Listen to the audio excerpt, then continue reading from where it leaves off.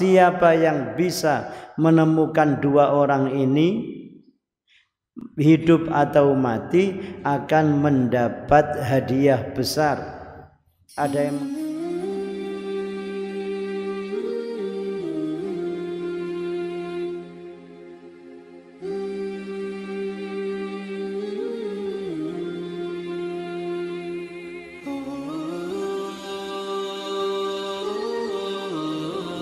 kalender Hijriyah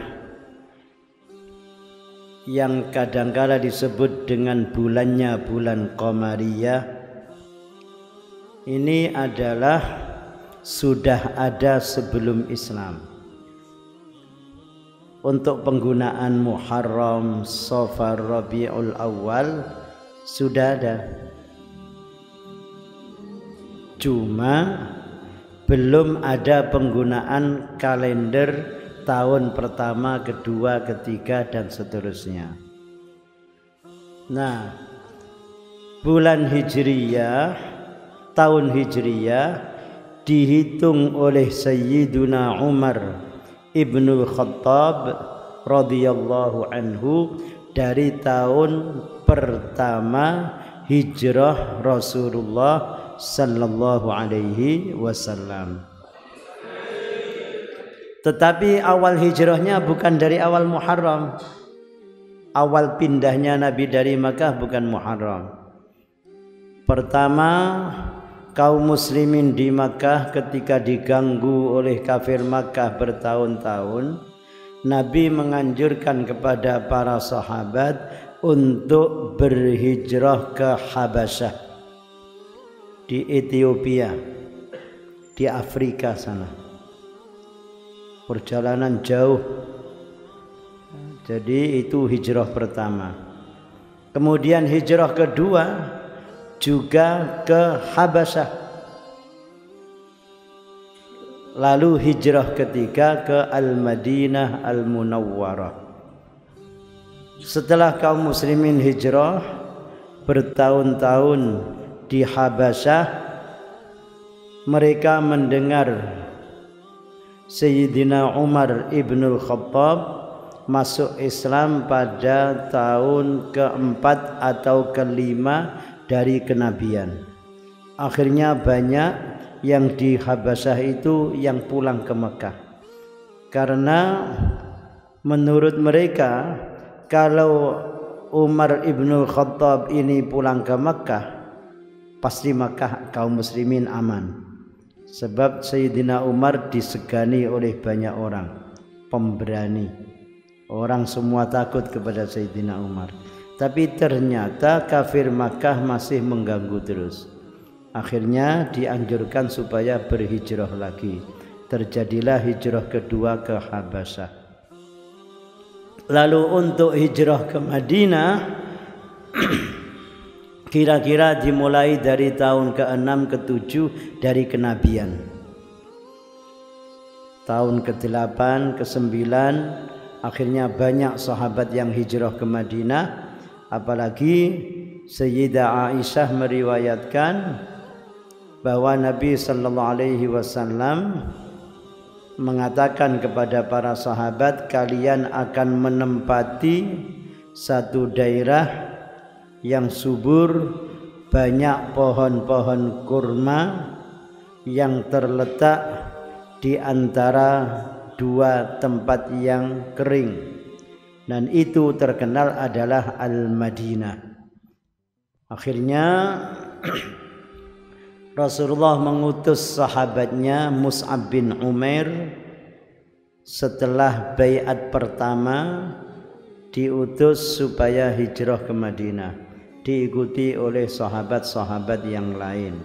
Kemudian ada pembaiatan kedua di Aqabah di Mina sana, yang masuk Islam orang Madinah semakin banyak, kurang lebih 73 laki-laki dan 12 atau 13 perempuan. Akhirnya sahabat dari Makkah banyak yang pindah ke sana. Sementara Nabi sallallahu alaihi wasallam belum berhijrah. Sahabat Ali radhiyallahu anhu belum berhijrah. Sayyidina Abu Bakar belum hijrah.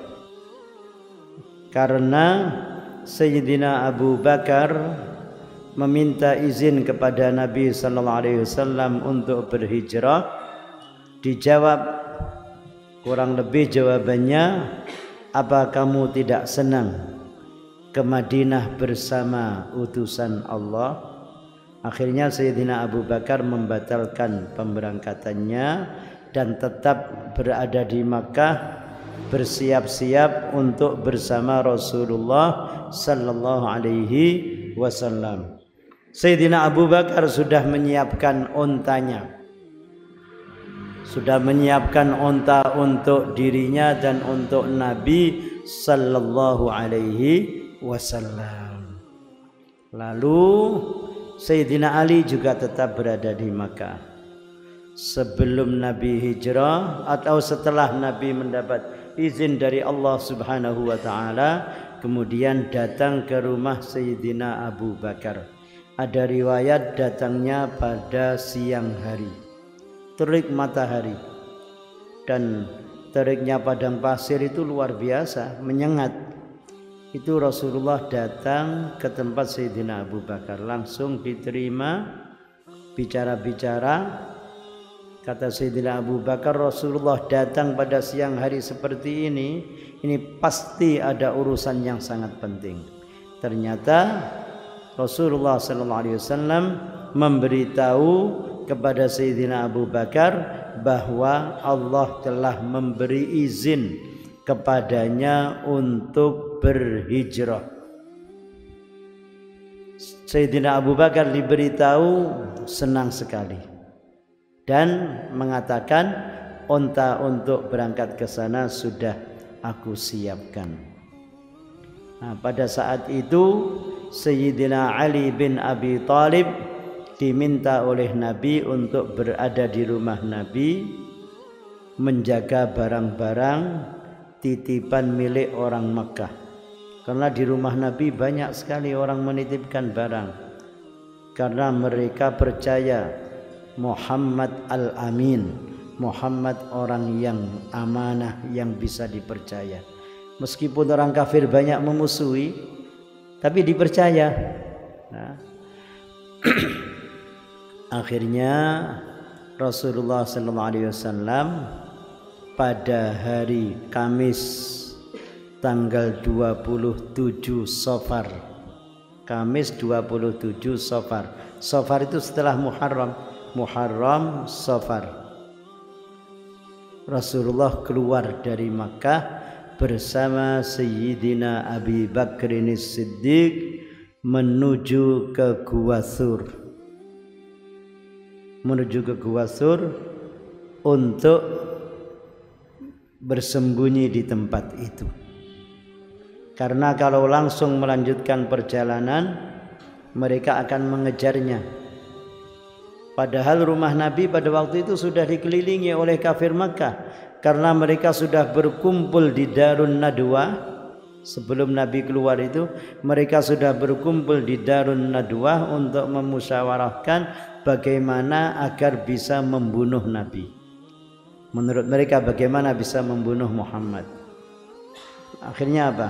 Kata mereka, kalau yang membunuh dari satu kabilah saja, maka nanti Bani Abdi Manaf yang itu satu kabilah dengan Rasulullah akan menuntut.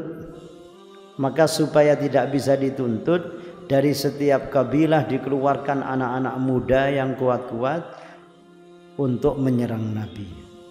Tapi subhanallah, Allah subhanahu wa ta'ala menjaga nabinya, melindungi nabinya, keluar dari rumah dalam keadaan selamat.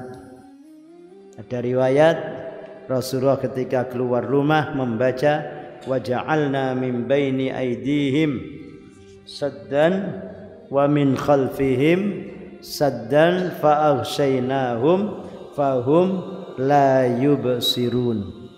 Fahum la yubsirun, mereka semua tidak melihat. Keluar. Setelah itu berangkat dengan Sayyidina Abu Bakar menuju ke Gua Thur. Dan Gua Thur itu bukan jalan menuju ke Madinah. Kalau dari Makkah mau ke Madinah itu lewat Tan'im.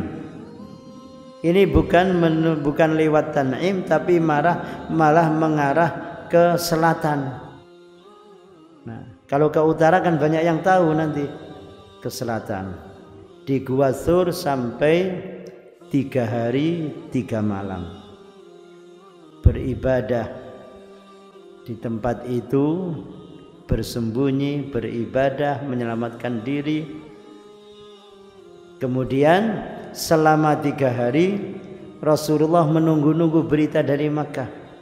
Apa saja yang dilakukan oleh kafir Makkah diketahui Nabi, karena antara lain selain pemberitahuan dari malaikat Jibril, putra dari Sayyidina Abu Bakar namanya Abdullah bin Abu Bakar dengan Asma bintu Abi Bakar itu kalau malam hari datang ke gua tersebut.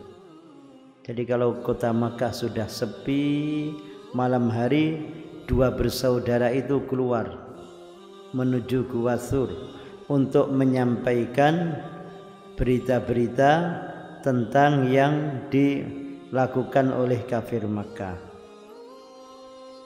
Kemudian banyak riwayat, antara lain Sayyidah Asma membawa makanan untuk Nabi dan ayahnya.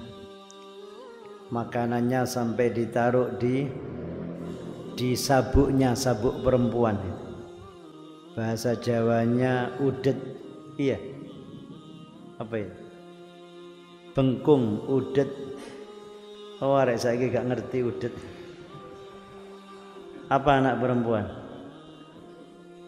Sabuk perempuan yang panjang sampai 2 meter 3 meter itu.